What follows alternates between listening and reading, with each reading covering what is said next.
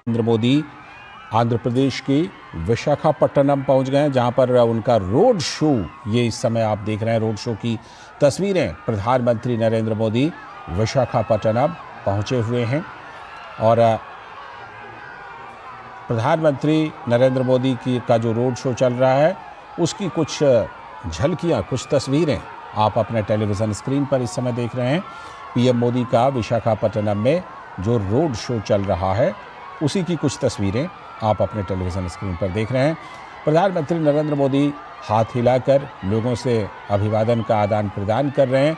उनको देखने के लिए लोगों की भीड़ उमड़ पड़ी है। दोनों तरफ देखिए आप, रोड के दोनों तरफ किस तरह से, सड़क के दोनों तरफ बैरिकेड्स लगने के बावजूद लोग भारी तादाद में वहाँ पर आए हैं प्रधानमंत्री को देखने के लिए, उनका अभिवादन करने के लिए। और प्रधानमंत्री नरेंद्र मोदी के साथ आंध्र प्रदेश के मुख्यमंत्री चंद्रबाबू नायडू, वहाँ के उप मुख्यमंत्री पवन कल्याण मौजूद हैं इस वाहन पर, जिस वाहन पर प्रधानमंत्री नरेंद्र मोदी मौजूद हैं। और रोड शो की ये कुछ तस्वीरें आप अपने टेलीविज़न स्क्रीन पर देख रहे हैं। ये इस समय जो आप देख रहे हैं आंध्रा यूनिवर्सिटी के आसपास ये काफिला है। तो विशाखापट्टनम एक ऐतिहासिक शहर और वहाँ पर प्रधानमंत्री नरेंद्र मोदी पहुँचे हैं। रोड शो की कुछ तस्वीरें हैं। जैसा कि हम जानते हैं कि प्रधानमंत्री नरेंद्र मोदी आंध्र प्रदेश और ओडिशा के 2 दिनों के दौरे पर हैं। आज प्रधानमंत्री नरेंद्र मोदी का विशाखापट्टनम में कई कार्यक्रम हैं। इसमें करीब 2 लाख करोड़ रुपए की जो परियोजनाएं हैं उसकी सौगात प्रधानमंत्री नरेंद्र मोदी विशाखापट्टनम में आंध्र प्रदेश को देने वाले हैं। इसमें कई तरह की विभिन्न परियोजनाएं हैं जो प्रधानमंत्री नरेंद्र मोदी सौंपने वाले हैं। कुछ परियोजनाओं का शिलान्यास है, कुछ परियोजनाओं का उद्घाटन है, कुछ परियोजनाओं की आधारशिला है, ये तमाम चीज़ें। इन दृश्यों को देख सकते हैं कि कितना विहंगम दृश्य है और लाखों की संख्या में जो लोग हैं प्रधानमंत्री को देखने के लिए यहाँ मौजूद हैं। और ये बता कि आंध्र प्रदेश को इससे पहले भी 15,000 करोड़ की सौगातें दी थी और अब 2 लाख करोड़ की सौगातें। ये बताता है कि आंध्र प्रदेश को लेकर प्रधानमंत्री के मन में क्या है। और दूसरी सबसे बड़ी बात है कि जब प्रधानमंत्री 2047 तक विकसित भारत के लक्ष्य की बात करते हैं तो उस विकसित भारत के लक्ष्य को तभी प्राप्त किया जा सकता है। और आप देखें कि 2 लाख करोड़ की ये परियोजना है जिसमें एक बड़ी, कह सकते हैं कि एक बड़ी शुरुआत है हाइड्रोजन हब बनाने के लिए, जो खासतौर से ग्रीन एनर्जी के लिए उसका प्रयोग किया जाएगा। और हाइड्रोजन जो ईंधन है, ईंधन के तौर पर आप देखें कि तमाम इंजनों में उसका प्रयोग किया जाता है। दर्शक भी देख पा रहे हैं कि फूलों की एक तरह से बारिश हो रही है और प्रधानमंत्री नरेंद्र मोदी हाथ हिलाकर अभिवादन दोनों तरफ, रोड के दोनों तरफ कर रहे हैं और अभिवादन का जवाब दे रहे हैं। साथ में मुख्यमंत्री और उप मुख्यमंत्री भी हैं। देखिए लालचंद, हालांकि जो रोड शो का जो रास्ता है वो 2 से 2.5 किलोमीटर के बीच में, लेकिन आप देखें कि जिस तरीके से वहाँ पर लोग मौजूद हैं और आप देखें कि महिला सशक्तिकरण की दिशा में कितना काम किया गया है। और उसी का नतीजा है कि आप देखें कि यहाँ महिलाएं पुरुषों से ज्यादा बड़ी संख्या में दिखाई दे रही हैं। क्योंकि पिछले आप देखें कि 10-11 सालों में लगातार महिलाओं को लेकर, महिलाओं की तरक्की को लेकर आपने देखा होगा शौचालय बनवाना, इसके अलावा उनको गैस के सिलेंडर मुफ्त में पहुंचाना घरों में। जब केंद्र के साथ साथ किसी राज्य में भारतीय जनता पार्टी की सरकार होती है तो उसको डबल इंजन की सरकार कहते हैं और उसके तमाम फायदे हैं। ये वाला डबल इंजन तो कुछ और भी खास है जो आंध्र प्रदेश में डबल इंजन की सरकार है और इसीलिए प्रधानमंत्री का ये दौरा भी बहुत खास और परियोजनाएं भी बहुत खास। भारत भी उसमें से एक था और लगातार भारत अपने तरफ से सफाई देते हुए नहीं थकता था कि भाई हम कैसे करें, हम तो गरीब देश है, हम किस तरह से इसको कम कर सकते हैं। लेकिन इस दौर में आप देखिए कि आज आपके देश में ग्रीन हाइड्रोजन की कारें चल रही है। मोदी का स्वागत करने के लिए, अभिवादन करने के लिए तैयार है। एक बहुत बड़ी संख्या है जिसमें जो लोग हैं वो पीएम को सुनने के लिए बेताब हैं और जो बड़ी योजनाएं हैं उसको प्रधानमंत्री नरेंद्र मोदी लेकर अभी फिलहाल पहुंचे हुए हैं। पीएम मोदी का मंच पर स्वागत किया जा रहा है। सीएम चंद्रबाबू नायडू जो हैं वो प्रधानमंत्री नरेंद्र मोदी को एक शॉल देकर जो है वो उनका अभिवादन कर रहे हैं। ప్రదానం చేస్తున్నారు ముఖ్యమంత్రి ప్రధాని గారికి అద్భుతమైన జ్ఞాపిక అలాగే మరి భారతదేశంలోనే ప్రాచీన చేనేత కళగా పేరు పొందినటువంటి కలంకారీ జ్ఞాపికను అందిస్తారు ముఖ్యమంత్రి వర్యులు. మచిలీపట్నం శైలిలో కాళహస్తి శైలి, సహజ రంగులతో కళారూపం మరియు మన అరకు ప్రత్యేకమైనటువంటి ప్రపంచ ప్రఖ్యాతిగాంచిన కాఫీ, అరకు కాఫీని అందించారు ముఖ్యమంత్రి వర్యులు. Thank you sir, thank you very much. ఆశీనులు కావాల్సిందిగా మనవి చేస్తున్నాం. प्रधानमंत्री नरेंद्र मोदी का स्वागत किया गया। आपने देखा कि खुद सीएम चंद्रबाबू नायडू ने उन्हें एक कृष्ण की प्रतिमा भेंट की, उसके अलावा शॉल देकर प्रधानमंत्री नरेंद्र मोदी का अभिवादन किया गया। भारत माता की, भारत माता की, भारत माता की। आंध्र प्रदेश के राज्यपाल सैयद अब्दुल नजीर जी, यहां के लोकप्रिय मुख्यमंत्री मेरे मित्र श्रीमान चंद्रबाबू नायडू जी, नेता अभिनेता डिप्टी सीएम पवन कल्याण जी, केंद्र सरकार में मेरे सहयोगी मंत्रीगण, राज्य सरकार के मंत्रीगण, सभी सांसद और अन्य विधायकगण, अन्य गणमान्य नागरिकगण, भाई और बहनों, आंध्र प्रजला प्रेमा मरियु अभिमानानकी నా కృతజ్ఞతలు,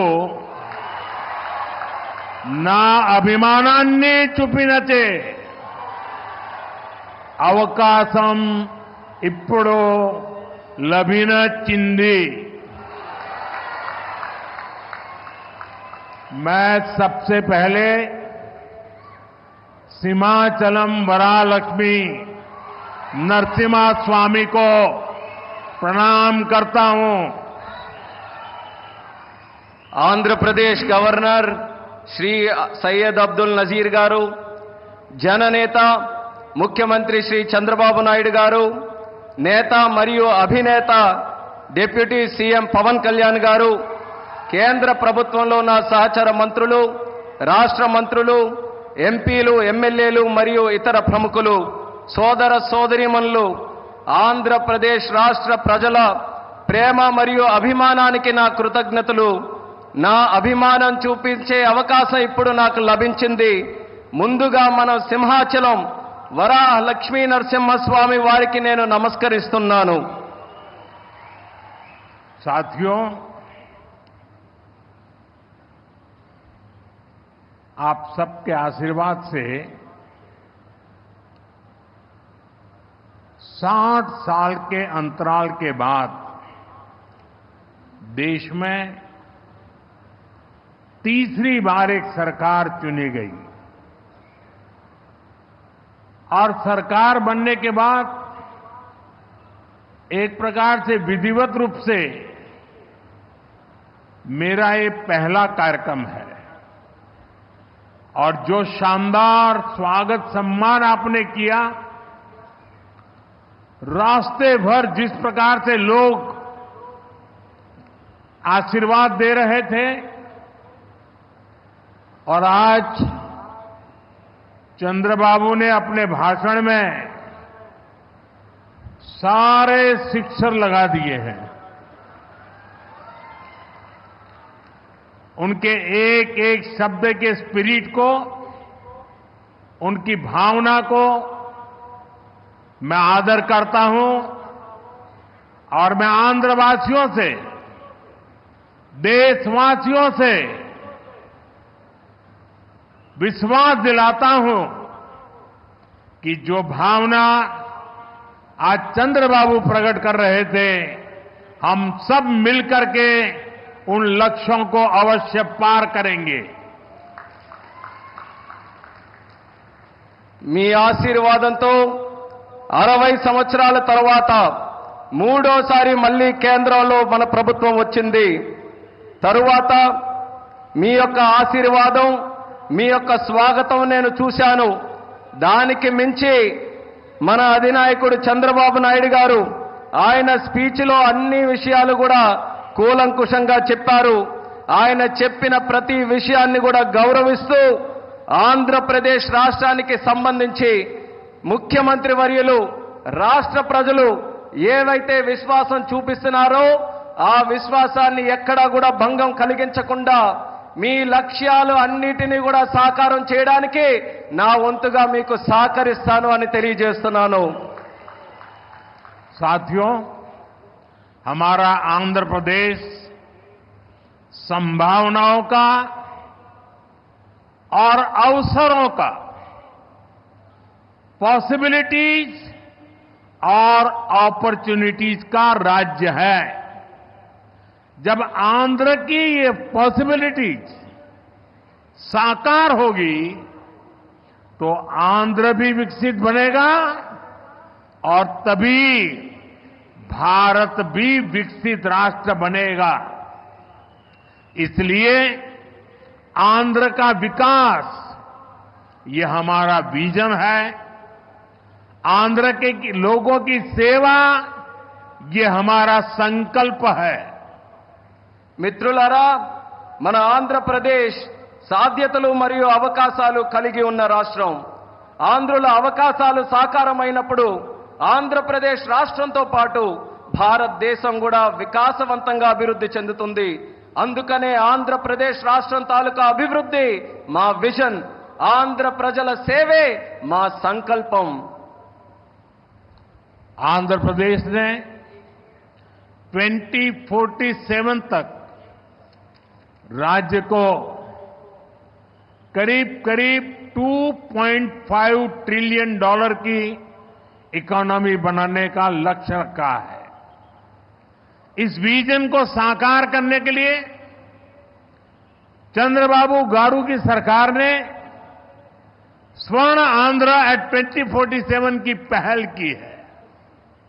इसमें केंद्र की एनडीए सरकार भी आंध्र प्रदेश के हर लक्ष्य के साथ कंधे से कंधा मिलाकर चल रही है. इसलिए केंद्र सरकार लाखों करोड़ की योजनाओं में आंध्र को विशेष प्राथमिकता दे रही है. 2047 సంవత్సరం కల్లా ఆంధ్రప్రదేశ్ రాష్ట్రంలో $2.5 ట్రిలియన్ ఆర్థిక వ్యవస్థగా తయారు అవ్వాలని లక్ష్యం పెట్టింది. ఈ విజన్ సాకారం చేసేందుకు చంద్రబాబు నాయుడు గారి ప్రభుత్వం స్వర్ణాంధ్ర 2047 అనే కార్యక్రమానికి శ్రీకారం చుట్టింది. ఈ లక్ష్యాన్ని చేరుకోవడానికి కేంద్రంలో ఉన్న ఎన్డీఏ ప్రభుత్వం ఆంధ్రప్రదేశ్ రాష్ట్రంతో పాటు భుజంతో భుజం తోడై ముందుకు నడుస్తుంది. అందుకే లక్షల కోట్ల పథకాలతో కేంద్ర ప్రభుత్వం ఆంధ్రపై ప్రత్యేక దృష్టి సారించి ప్రాధాన్యత కూడా ఇస్తుంది. आज यहां 2 लाख करोड़ रुपए से ज्यादा के प्रोजेक्ट का उद्घाटन और शिलान्यास किया गया है. ये प्रोजेक्ट्स आंध्र प्रदेश को विकास को नई ऊंचाई देंगे. मैं इन डेवलपमेंट प्रोजेक्ट के लिए आंध्र प्रदेश समेत पूरे देश को बधाई देता हूं. साथियों, आंध्र प्रदेश अपने इनोवेटिव नेचर के कारण आईटी और टेक्नोलॉजी का इतना बड़ा हब है. अब समय है आंध्र नई फ्यूचरिस्टिक टेक्नोलॉजीज का सेंटर बने. जो टेक्नोलॉजीज अभी डेवलप ही हो रही है, हम अभी से उनमें लीड लें. आज ग्रीन हाइड्रोजन का इस्तेमाल ये ऐसा ही उभरता हुआ क्षेत्र है. ఈ రోజు 2 లక్షల కోట్ల రూపాయలకు పైగా విలువైన ప్రాజెక్టులు ఇక్కడ ప్రారంభించడం మరియు శంకుస్థాపన చేయడం జరుగుతుంది. ఈ ప్రాజెక్టులు ఆంధ్రప్రదేశ్ అభివృద్ధిని సరికొత్త శిఖరాలకి చేరబోతుంది. ఈ అభివృద్ధి కార్యక్రమాలతో ఆంధ్రప్రదేశ్తో పాటు యావత్ భారతదేశానికి కూడా నా తరపున అభినందనలు తెలియజేసుకుంటున్నాను. మిత్రులారా, ఆంధ్రప్రదేశ్ రాష్ట్ర ప్రజల తాలూకా సృజనాత్మకత వల్ల ఆంధ్రప్రదేశ్ రాష్ట్రం ఐటీ మరియు సాంకేతికతకు ఒక పెద్ద కేంద్రంగా మారింది. ఇప్పుడు సమయం వచ్చింది ఆంధ్రప్రదేశ్ రాష్ట్రం సరికొత్త టెక్నాలజీస్ కు కేంద్ర బిందువుగా మారాలి. ఈ కొత్తగా అభివృద్ధి చెందుతున్నటువంటి టెక్నాలజీస్ కి ఆంధ్రప్రదేశ్ రాష్ట్రం సారథ్యం వహించాలి. నేడు గ్రీన్ హైడ్రోజన్ టెక్నాలజీ కూడా అటువంటి ఎదుగుతున్నటువంటి ఒక రంగమే. देश ने 2023 में नेशनल ग्रीन हाइड्रोजन मिशन की शुरुआत की थी. हमारा लक्ष्य है 2030 तक 5 million metric tons green hydrogen का प्रोडक्शन. इसके लिए शुरुआती चरण में 2 ग्रीन हाइड्रोजन हब स्थापित होंगे, जिनमें से एक हमारा विशाखापट्टनम है. దేశంలో 2023లో నేషనల్ గ్రీన్ హైడ్రోజన్ మిషన్ ను మనం ప్రారంభించడం జరిగింది. మా లక్ష్యం 2030 నాటికి 5 మిలియన్ మెట్రిక్ టన్నుల గ్రీన్ హైడ్రోజన్ ని మన దేశంలో ఉత్పత్తి చేయాలి. దీనికోసం ప్రారంభ దశలోనే 2 గ్రీన్ హైడ్రోజన్ ల్యాబ్‌ని మనం ఏర్పాటు చేయబోతున్నాం. అందులో ఒకటి మన విశాఖపట్నం నగరం అని తెలియజేస్తున్నాను. भविष्य में विशाखापट्टनम दुनिया के उन गिने चुने शहरों में होगा जहां इतने बड़े स्केल पर ग्रीन हाइड्रोजन प्रोडक्शन की फैसिलिटी होगी. इस ग्रीन हाइड्रोजन हब से अनेक जॉब अपॉर्चुनिटीज तैयार होगी. साथ ही आंध्र प्रदेश में मैन्युफैक्चरिंग इकोसिस्टम भी डेवलप होगा. साथियों, आज मुझे नक्कापल्ली में बल्क ड्रग पार्क प्रोजेक्ट का शिलान्यास करने का अवसर भी मिला है. आंध्र प्रदेश देश के उन 3 राज्यों में से एक है जहां इस तरह के पार्क की स्थापना की जा रही है. इस पार्क में मैन्युफैक्चरिंग और रिसर्च के लिए बेहतरीन इंफ्रास्ट्रक्चर तैयार किया जाएगा. इससे इन्वेस्टर्स का उत्साह बढ़ेगा और यहां की फार्मा कंपनियों को फायदा होगा.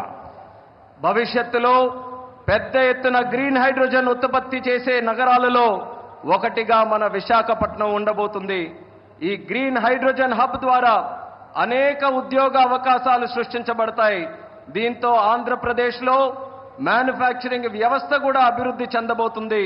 మిత్రులారా, ఈ రోజు అనకాపల్లి పార్లమెంటులో ఉండే నక్కపల్లిలో బల్క్ డ్రగ్ పార్క్ కు కూడా శంకుస్థాపన చేసే అవకాశం నాకు కలిగింది. దేశంలో 3 రాష్ట్రాలలో ఈ తరహాలో పార్కులు ఏర్పాటు చేయబడుతున్నాయి. అందులో ఆంధ్రప్రదేశ్ ఉండడం నాకు చాలా ఆనందంగా ఉంది. ఈ పార్కులో మ్యానుఫ్యాక్చరింగ్ మరియు పరిశోధన కోసం అద్భుతమైన మౌలిక సదుపాయాలు ఏర్పాటు చేయడం జరుగుతుంది. దీనివల్ల పెట్టుబడిదారుల్లో ఆసక్తి పెరుగుతుంది మరియు ఫార్మాసిటీ కంపెనీలకి కూడా చాలా ఉపయోగపడుతుందని తెలియజేస్తున్నాను. साथियों, हमारी सरकार अर्बनाइजेशन को एक अपॉर्चुनिटी के रूप में देखती है और हम आंध्र को न्यू एज अर्बनाइजेशन का एक उदाहरण बनाना चाहते हैं. इसी विजन को साकार करने के लिए आज कृष्णापट्टनम इंडस्ट्रियल एरिया यानी क्रीज सिटी का फाउंडेशन स्टोन रखा गया है. ये smart city Chennai Bengaluru industrial corridor का हिस्सा बनेगी. इससे आंध्र में थाउजेंड्स ऑफ करोड़ का इन्वेस्टमेंट आएगा और लाखों इंडस्ट्रियल जॉब तैयार होगी. మిత్రులారా, మా ప్రభుత్వం పట్టణీకరణకు ఒక అవకాశంగా చూస్తుంది. అలానే మన ఆంధ్రప్రదేశ్ రాష్ట్రం నవయుగ పట్టణీకరణకు ఉదాహరణగా ఉండబోతుంది. ఈ విజన్ సాకారం చేసేందుకు నేడు కృష్ణపట్నం ఇండస్ట్రియల్ ఏరియా అంటే క్రిస్ సిటీ శంకుస్థాపన కూడా చేయడం జరుగుతుంది. చెన్నై బెంగళూరు ఇండస్ట్రియల్ కారిడార్లో ఈ స్మార్ట్ సిటీ ఒక భాగం అవ్వబోతుంది. ఆంధ్రప్రదేశ్లో దీని వల్ల వేల కోట్ల రూపాయల పెట్టుబడులతో పాటు పారిశ్రామిక ఉద్యోగ అవకాశాలు కూడా పెరుగుతున్నాయని తెలియజేస్తున్నాను. साथियों, आंध्र प्रदेश को पहले से श्री सिटी के रूप में मैन्युफैक्चरिंग हब का फायदा मिल रहा है. हमारा प्रयास है कि आंध्र प्रदेश इंडस्ट्रियल और मैन्युफैक्चरिंग के क्षेत्र में देश के टॉप स्टेट्स में शामिल हो. मैन्युफैक्चरिंग को बढ़ावा देने के लिए हमारी सरकार पीएलआई जैसी स्कीम्स चला रही है.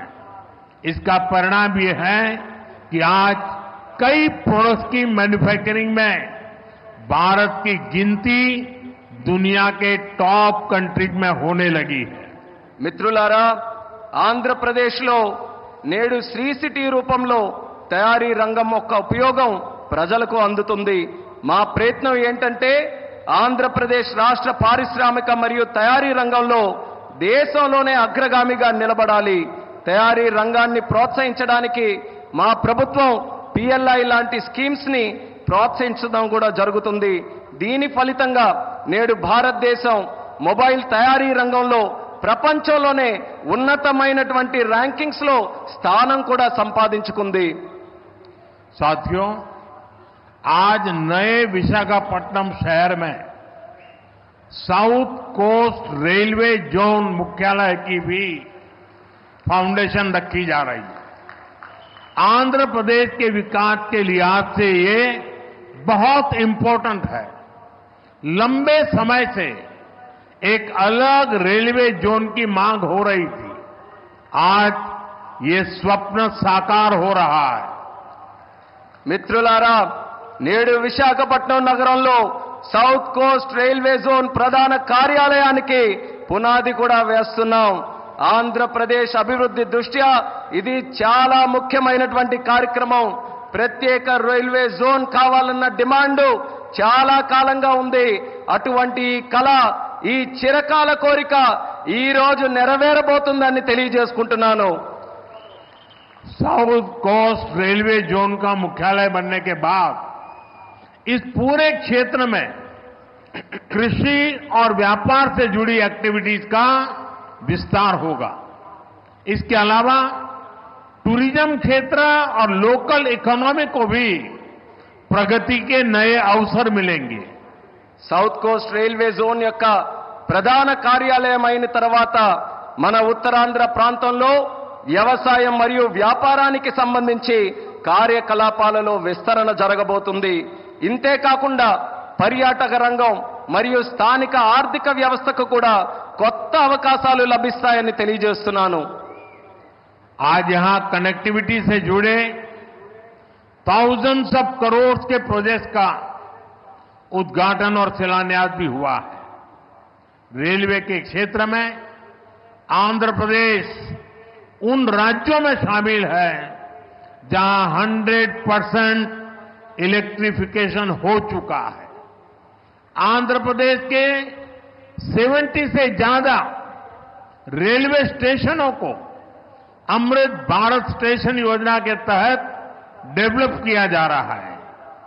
आंध्र प्रदेश के लोगों की ईज ऑफ ट्रेवल के लिए 7 वंदे भारत ट्रेनें और अमृत भारत ट्रेन भी चलाई जा रही है. నేడు కనెక్టివిటీకి సంబంధించి వేల కోట్ల విలువైన ప్రాజెక్టుల ఇక్కడ ప్రారంభోత్సవం మరియు శంకుస్థాపన జరుగుతుంది. రైల్వే రంగంలో ఆంధ్రప్రదేశ్లో నేడు 100% విద్యుతీకరణ జరిగింది. ఆంధ్రప్రదేశ్లోని 70కి పైగా రైల్వే స్టేషన్లు అమృత్ భారత్ స్టేషన్ల కింద అభివృద్ధి చేయబడుతున్నాయి. ఆంధ్రప్రదేశ్ ప్రజల ప్రయాణ సౌలభ్యం కోసం 7 వందే భారత్ రైళ్లు అలాగే అమృత్ భారత్ ట్రైన్లు కూడా నడిపిస్తున్నామని తెలియజేస్తున్నాను. साथियों, आंध्र में ये infrastructure revolution, better connectivity, better सुविधाएं, इनसे पूरे प्रदेश का लैंडस्केप बदलेगा। इससे ईज ऑफ लिविंग और ईज ऑफ डूइंग बिजनेस बढ़ेगा। यही विकास आंध्र की करीब $2.5 ट्रिलियन इकोनॉमी का आधार बनेगा। साथियों, विशाखापट्टनम और आंध्र प्रदेश के कोस्ट सैकड़ों वर्षों से भारत के ट्रेड का गेटवे रहे हैं। आज भी विशाखापट्टनम का उतना ही महत्व है।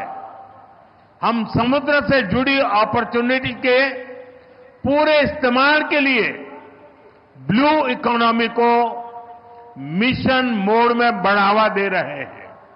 इसके लिए विशाखापट्टनम फिशिंग हार्बर को और आधुनिक बनाया जा रहा है। మిత్రులారా, ఆంధ్రాలో ఈ మౌలిక సదుపాయాల విప్లవంతో పాటు మెరుగైన కనెక్టివిటీ, మెరుగైన సౌకర్యాల వల్ల ఆంధ్రప్రదేశ్ రాష్ట్రం ముఖ చిత్రం కూడా మారబోతుంది. దీనివల్ల జీవన సౌలభ్యం, వ్యాపార సౌలభ్యం కూడా పెరగబోతుంది. ఇది ఆంధ్ర యొక్క దాదాపు $2.5 ట్రిలియన్ ఆర్థిక వ్యవస్థకు పునాది కాబోతుంది. మిత్రులారా, విశాఖపట్నం మరియు ఆంధ్రప్రదేశ్లో ఉన్నటువంటి తీర ప్రాంతాలు వందల సంవత్సరాలుగా భారతీయ వాణిజ్యంలో పాలు పంచుకున్నాయి. నేటికి విశాఖపట్నానికి అదే ప్రాముఖ్యత ఉందని కూడా తెలియజేస్తున్నాను. సముద్ర సంబంధిత అవకాశాలు పూర్తిగా వినియోగించుకోవడానికి బ్లూ ఎకానమీని మిషన్ మోడ్లో ముందుకు నడిపించబోతున్నాం. ఇందుకోసం విశాఖపట్నంలో ఉన్నటువంటి షిప్పింగ్ హార్బర్ని కూడా మరింత ఆధునీకరిస్తబోతున్నామని ఈ సందర్భంగా తెలియజేస్తున్నాను. आंध्र के हमारे फिशरीज से जुड़े भाई बहनों की इनकम और बिजनेस बढ़े, हम इस दिशा में पूरी संवेदनशीलता से काम कर रहे हैं। हमने फिशरमैन को किसान क्रेडिट कार्ड जैसी सुविधाएं उपलब्ध कराई है। हम समुद्र में सुरक्षा के लिए भी अहम कदम उठा रहे हैं। साथियों, हमारा प्रयास है कि देश के हर सेक्टर में inclusive and all round development होना चाहिए, ताकि विकास का फायदा हर वर्ग को मिले।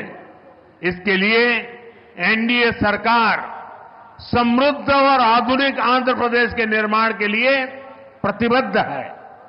आज जिन प्रोजेक्ट का शुभारंभ हो रहा है, उसे आंध्र के लोगों की समृद्धि सुनिश्चित होगी। मैं एक बार फिर इन प्रोजेक्ट के लिए आप सभी को बहुत बहुत बधाई देता हूं.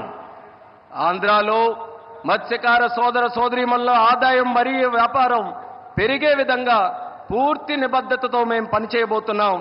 దీనికోసం మత్స్యకారులకి కిసాన్ క్రెడిట్ కార్డు వంటి సౌకర్యాలు కూడా కల్పించాం. సముద్రంలో భద్రత కోసం ముఖ్యమైనటువంటి చర్యలు కూడా తీసుకోబోతున్నాం.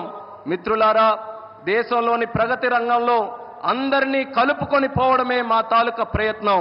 అభివృద్ధి జరగాలి, తద్వారా ప్రతి వర్గానికి అభివృద్ధి తాలూకా ఫలాలు అందాలి. ఇదే మా సంకల్పం. ఇందుకోసం ఎన్డీఏ ప్రభుత్వం సుసంపన్నమైన ఆధునిక ఆంధ్రప్రదేశ్ను సృష్టించబడ్డానికి కట్టుబడి ఉందని కూడా తెలియజేస్తున్నాను. నేడు ప్రారంభించే ప్రాజెక్టులు ఆంధ్ర ప్రజల భవిష్యత్తుకు మరియు వారి శ్రేయస్సుకు మేలు చేయబోతున్నాయి. ఈ ప్రాజెక్టుల కోసం మీ అందరికీ కూడా మరొక్కసారి నా హృదయపూర్వక అభినందనలు తెలియజేసుకుంటున్నాను. ధన్యవాదాలు. आप सबका बहुत बहुत धन्यवाद. అందరికీ కూడా మరొక్కసారి నా హృదయపూర్వక ధన్యవాదాలు.